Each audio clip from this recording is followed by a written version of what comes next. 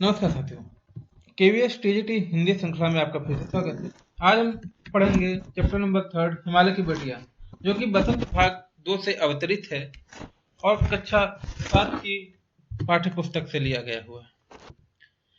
तो इस पुस्तक को हम लोग पढ़ रहे हैं और उसी पुस्तक से ये चैप्टर नंबर 3 है। इसको पढ़ते हैं और अपनी परीक्षा की दृष्टि से देखते हैं इसका क्या महत्व है। तो इससे पहले जो लोग नए हैं चैनल को सब्सक्राइब कर लें और शेयर कर दें। तो चलिए शुरू करते हैं। अभी तक मैंने उन्हें दूर से देखा था, बड़ी गंभीर, शांत, अपने आप में खोई सी लगती थी। संभ्रांत महिला की भांति वे प्रतीत होती थी। उनके प्रति मेरे दिल में आदर और श्रद्धा के भाव थे। माँ और दादी, मौसी और मामी की गोद की तरह उनकी धारा में डुबकियां लगाया करता। परंतु इस बार जब मैंने हिमालय के कंधे पर चढ़ा तो वे कुछ और रूप में सामने थी। हैरान था कि यह दुबली पतली गंगा, यही यमुना, यही सतलुज समतल मैदानों में उतरकर विशाल कैसे हो जाती हैं। लेखक महोदय कह रहे हैं कि मैंने उन्हें दूर से ही देखा था, बहुत ही गंभीर, शांत और अपने आप में खोई सी लगती थी, एक संभ्रांत महिला की तरह। संभ्रांत मतलब एक जो है अच्छी कह सकते हैं, हर तरीके से जो है संभ्रांत महिला थी, महिला जैसे प्रतीत होती थी। उनके प्रति मेरे दिल में आदर और श्रद्धा के भाव तो थे ही, जैसे माँ और दादी, मौसी और मामी की गोद की तरह उनकी धारा में डुबकियां लगाता, मतलब कि नदियां हैं उनके बारे में बात की जा रही। कह रहे लेकिन इस बार ऐसा हुआ जब मैं हिमालय की गोद में, हिमालय के कंधे पर चढ़ा तो मेरे सामने जो है हैरान कर देने वाला दूसरा रूप भी उनका सामने आया। कह कि मैं हैरान यह देखकर था कि एक दुबली पतली गंगा, यमुना, सतलुज जो कि समतल मैदानों में उतर के इतनी विशाल कैसे हो जाती है। इनका उछलना और कूदना, खिलखिलाकर लगातार हंसते जाना, इनकी यह भावभंगी, भावभंगी मतलब भावभंगिमा होता, उनका यह उल्लास कहाँ गायब हो जाता है मैदान में जाकर। कह रहे कि जब ये नदियां मैदान में आकर उतरती हैं तो इनका जो खिलखिलाना होता है, उछलना कूदना होता है, ये सब और उल्लास होता है, ये सब गायब हो जाता है।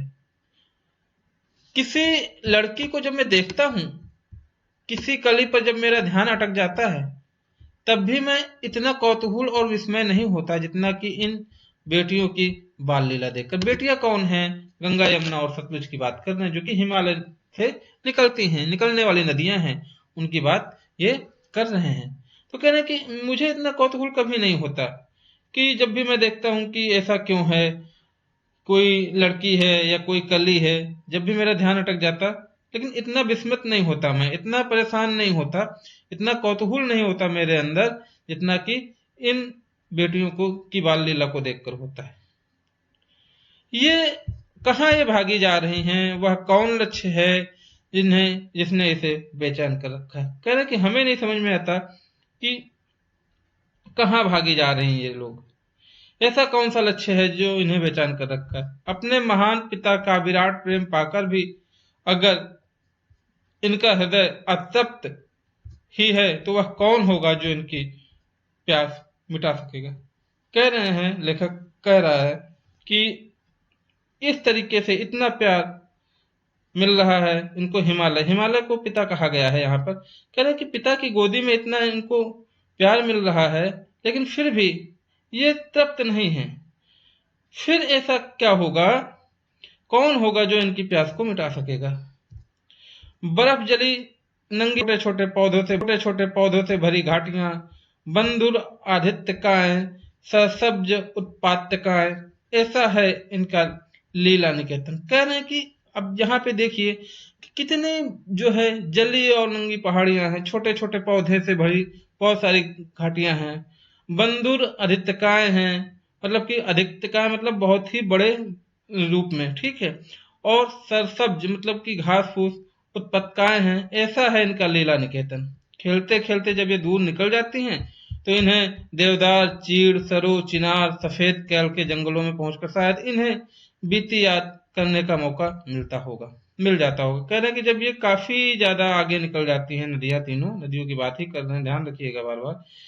कि जब ये काफी ज्यादा आगे निकल जाती हैं और जब ये बिल्कुल फैल जाती हैं मैदानी भाग में, तो इन्हें क्या है कि देवदार, चीड़, सरू, चिनार, सफेद कैल के जंगलों में जब ये पहुंच जाती हैं और शांत हो जाती हैं, तो शायद इन्हें अपने पिछले दिन याद आते होंगे। तो आगे क्या कहा है कि जाने, कौन जाने बुढ़ा हिमालय अपने इन नटखट बेटियों के लिए कितना सिर धुनता होगा। सिर धुनना मतलब होता है परेशान होना। कह रहे कि किसे पता है, कौन जानता होगा कि ये जो बूढ़ा हिमालय हो रहा है ये अपनी बेटियों के लिए कितना परेशान हो रहा है।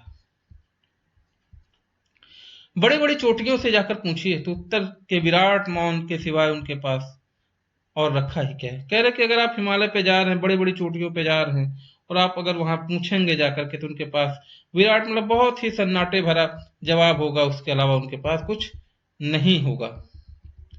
सिंध और ब्रह्मपुत्र ये दो ऐसे नाम हैं जिनके सुनते ही रावी, सतलुज, ब्यास, चनाब, झालम, काबुल, कपीस, गंगा, यमुना, सरयू, गंडक, कोसी आदि हिमालय की छोटी बड़ी सभी बेटियां आंखों के सामने नाचने लगती हैं। कहना अगर सिंधु और ब्रह्मपुत्र की बात करें, दो बहुत ही बड़ी नदियां हैं ये। कहना अगर इनकी बात करें या इनका नाम लेते ही, तो ये जो भिन्न प्रकार की नदियों को इन्होंने बताया है, जैसे रावी, सतलुज, ब्यास, चनाब, झेलम, कुभा, कापिस, गंगा, सरयू, गंडक, कोसी आदि जो है, ये जो है सभी इनकी छोटी, हिमालय की छोटी बड़ी बेटियां हैं। इनका जो है ये सभी आंखों के सामने नाचने लगती हैं। वास्तव में सिंधु और ब्रह्मपुत्र स्वयं कुछ नहीं है। कहने की अगर बात की जाए तो वैसे तो ये दोनों कुछ नहीं है, लेकिन फिर भी दयालु हिमालय के पिघले हुए दिल की एक एक बूंद ना जाने कब से इकट्ठा होकर इन दो महानदों के रूप में समुद्र की ओर प्रवाहित होती रही। कह रहे हैं ये वैसे तो कुछ नहीं है, लेकिन पता नहीं कितने दिनों से जो है समुद्र की एक एक बूंद जो है इकट्ठी होकर के इन दोनों महानदियों का रूप दे दिया है। और ये हमेशा से जो है, जब से ये इतनी बड़ी हुई हैं, तब से क्या हमेशा लगातार जो है ये समुद्र की ओर ही प्रवाहित हो रही हैं। कितना सौभाग्यशाली है वह समुद्र जिसे पर्वतराज हिमालय की इन दो बेटियों का हाथ पकड़ने का श्रेय मिला।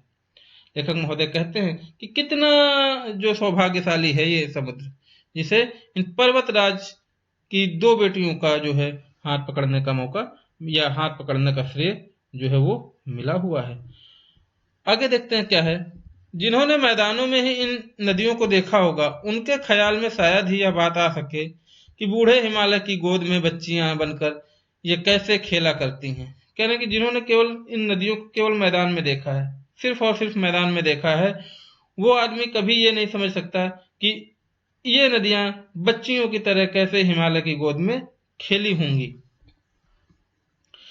माँ बाप की गोद में नंग धड़न होकर खेलने वाली इन बालिकाओं का रूप पहाड़ी आदमियों के लिए आकर्षक भले ना हो, लेकिन मुझे ऐसा लुभावना प्रतीत होता है कि वह रूप हिमालय को, ससुर और समुद्र को अपना दामाद कहने के लिए कुछ भी झिझक नहीं होती। कह रही हैं, लेखक महोदय कह रहे हैं कि शुरुआत में जैसे जिस तरीके से माँ बाप की गोदी में छोटे बच्चे खेलते हैं, उसी तरीके से ये नदियां भी जो है अपने पहाड़ी आदमियों को भले ना आकर्षित लगे, मतलब कि ये पहाड़ों से निकलती हैं और जो पहाड़ों में लोग रहते हैं उनको पहाड़ी आदमी बोलते हैं। तो कह रहे हैं कि भले उनको आकर्षित ना लगे, लेकिन मुझे बड़ा लुभावना प्रतीत होता है। ऐसा लगता है कि जैसे हिमालय को ससुर और समुद्र को दामाद कहने में उन्हें कोई हिचक नहीं होती है। आगे देखते हैं क्या है। कालिदास के विरही यक्ष ने अपने मेघदूत में कहा है, वेत्रावती प्रेम का प्रतिदान देते जाना। कालिदास ने जो है मेघदूत में विरही यक्ष से कहा है, बेतवा नदी से, कि जो है अपने प्रेम का प्रतिदान देते जाना, तुम्हारी वह प्रेयसी तुम्हें पाकर अवश्य ही प्रसन्न होगी। वो कह रहे हैं कि वो जो तुमसे प्रेम करती है, तुम्हारी प्रेयसी है, प्रीतमा है, वो तुम्हें पाकर अवश्य ही प्रसन्न होगी, निश्चित ही वो खुश हो जाएगी। यह बात इन चंचल नदियों को देखकर मुझे अचानक याद आ गई और सोचा कि शायद उस महाकवि को भी नदियों का सचेतन रूपक पसंद था।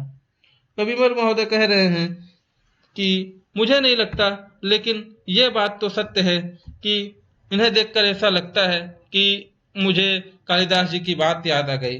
और मैं ये समझता हूँ जिस तरीके से मुझे नदियां पसंद है, उसी तरीके से इन नदियों का भाव जो है कविवर महोदय को, कालिदास महोदय को पसंद हुआ होगा। दरअसल कोई भी भी कोई नदियों की पहाड़ी घाटियों और समतल आंगनों के मैदानों में जुदा जुदा शक्लों में देखेगा, वह इस नतीजे पर पहुंचेगा।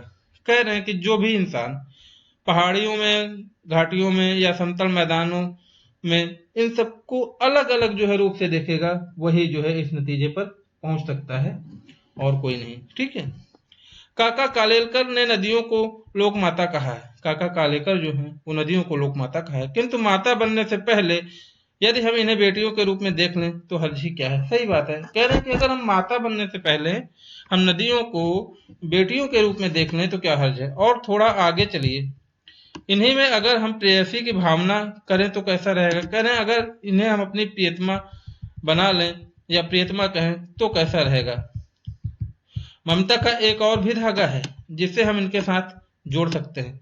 बहन का स्थान कितने कवियों ने इन नदियों को दिया। कह रहे कि अगर ममता की बात की जाए तो इसमें जो है एक और रिश्ता है।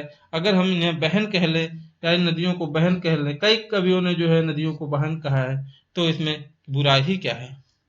एक दिन मेरी भी ऐसी भावना हुई थी कि लिड तिब्बत की बात है, मन उचट गया, तबीयत ढीली थी, सतलज के किनारे जाकर बैठ गया। दोपहर का समय था, पैर लटका दिए पानी में। देर थोड़ी ही देर में उस प्रगतिशील जल ने असर डाला, तन और मन ताजा हो गया, तो लगा मैं गुनगुनाने। कह रहे कि एक दिन की बात है, थोड़ा सा जो है मैं तिब्बत के पास था, तिब्बत की बात है, तिब्बत में रहे होंगे लेखक महोदय। कह रहे कि उस दिन जो तबीयत थोड़ी सी अनमनी थी, ठीक नहीं लग रही थी, तो वो जाके सतलज के किनारे बैठ गए होंगे। और बैठ गए तो दोपहर का समय था, नदी में पैर लटका दिए जैसे आमतौर पर लोग लटका देते हैं वैसे ही। तो उनके जो पानी था, पानी ने जो है क्या असर डाला कि उनकी तबीयत और उनका मन एकदम हल्का हो गया। तो वो गुनगुनाने लगे कि क्या गुनगुनाया, जय हो सतलज बहन तुम्हारी, लीला अचरज बहन तुम्हारी, हुआ मुदित मन हटा खुमारी, जाऊं मैं तुम पर बलिहारी, तुम बेटी यह बाप हिमालय, चिंतित पर चुपचाप हिमालय, प्रकट नटी के चित्त पट पर, अनुपम अद्भुत छाप हिमालय, जय हो सतलज बहन तुम्हारी। तो लेखक महोदय ने ये सारे गाने गुनगुनाने लगे कि हे सतलज बहन तुम्हारी जय हो, और ये आपकी लीला भी है अचरज बहन। और मत मुदित हो जाता है, मुदित प्रसन्न हो जाता है, और जो खुमारी छाई थी हमारे मन में, जो हम थोड़ा सा अपने आप को जो है तबीयत ऐसी फील हो रही थी कि ठीक नहीं है, वो भी यहाँ आने से, आपके पास आने से जो है ठीक हो गई है। कह रहे हैं कि मैं तुम पर इस बात के लिए बलिहारी जाता हूँ। कह रहे हैं कि तुम चुप हो, कह रहे हैं कि तुम बेटी हो और आपका बाप हिमालय है। उन्होंने जो है कहा कि तुम बेटी हो और बाप हिमालय है, लेकिन चिंतित आप हो, लेकिन जो हिमालय है वो बिल्कुल चुपचाप है। प्रकट नटी के चित्रण पट पर, कह रहे कि अगर देखें, चित्रित करें इस पट पर जो है, तो एक अनुपम छाप हिमालय छोड़ता है। हे बहन तुम्हारी जय हो। तो इस तरीके से कवि ने गुनगुनाया। आगे देखते हैं, नागार्जुन द्वारा लिखित ये चैप्टर है, फिनिश होता है, और इम्पोर्टेंट चैप्टर था, देख लेते हैं। ये देखिए, सिंध और ब्रह्मपुत्र की क्या विशेषताएं बताई गई हैं, आपको क्वेश्चन में मिल सकता है, क्वेश्चन पेपर में, तो आपको जो है पता होना चाहिए। काका कालेकर ने नदियों को लोकमाता क्यों कहा है, ये भी हमने बता दिया है आपको। तो इसमें इस तरीके से पढ़ते रहिएगा, और कोई भी डाउट हो तो पूछिएगा जरूर, कमेंट के माध्यम से आपके जवाब हम देंगे। ठीक है। और जो लोग भी इस चैनल पर नए हैं, पहली बार देख रहे हैं, तो सब्सक्राइब कर लीजिएगा चैनल, और निश्चित रूप से ही आपको जो है इसका फायदा जरूर मिलेगा। पढ़ते रहिए, लोगों में शेयर कर दीजिए, हो सकता है किसी को किसी न किसी तरीके से जो है इसका फायदा हो ही जाए। ठीक है। तो मिलते हैं नेक्स्ट वीडियो में, आज के लिए इतना ही रखते हैं। तब तक के लिए ख्याल रखिए, पढ़ते रहिए, कोई डाउट है तो पूछते रहिए, चैनल को ज्यादा से ज्यादा शेयर करते रहिए, सब्सक्राइब कराते रहिए सभी से, क्योंकि आने वाले परीक्षा में काफी ज्यादा कंपटीशन है। जो अच्छा पढ़ेगा वही आगे निकलेगा, जरूरी नहीं मेरे ही चैनल से पढ़ा जाए। पढ़ते रहिए, बस पढ़ना है। मिलते हैं नेक्स्ट वीडियो में, तब तक के लिए जय हिंद।